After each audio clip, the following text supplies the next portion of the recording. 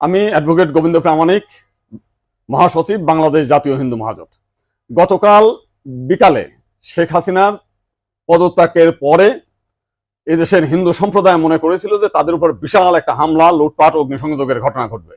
কিন্তু গতকাল বিকালেই বিএনপি এবং জামাতের নেতারা তাদের নেতৃবৃন্দকে হিন্দুদের বাড়িতে হামলা, লুটপাট, অগ্নিসংযোগ যাতে না হয় এবং প্রত্যেক মন্দিরে যাতে পাহারা দেয় সেই ব্যবস্থা করার নির্দেশ দেয়। এবং গতকাল থেকে আমরা দেখেছি সেই পাহারা দিয়েছে।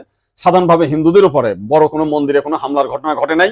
কিছু আওয়ামী লীগের হিন্দু নেতা আছে যারা বিভিন্ন সময় লম্পঝম্প করেছিল, তাদের বাড়িতে, শুধু হিন্দু বাড়ি না, মুসলিম আওয়ামী লীগ নেতাদের বাড়িতে হামলা হয়েছে, লুটপাট হয়েছে। এবং সামান্য কিছু সুযোগ সন্ধানী এলাকা ভিত্তিক তারা কিছু সামান্য মন্দিরে হামলা করেছে, সেটা ব্যাপক বিষয় না।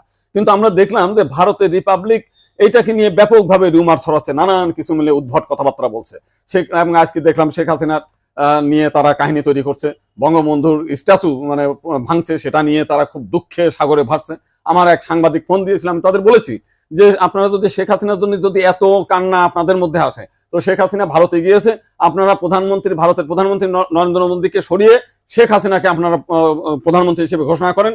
সে ভারতও রক্ষা করতে পারবে, তা আপনার সেভেন সিস্টারও রক্ষা করতে পারবে। আপনারা তো প্রতিদিন বলতেছেন যে শেখ হাসিনা না থাকলে ভারতে সেভেন সিস্টার থাকবে না। তো এইবার আপনাদের একটা বিশাল সুযোগ আছে, আপনারা শেখ হাসিনাকে ভারতের প্রধানমন্ত্রী করেন।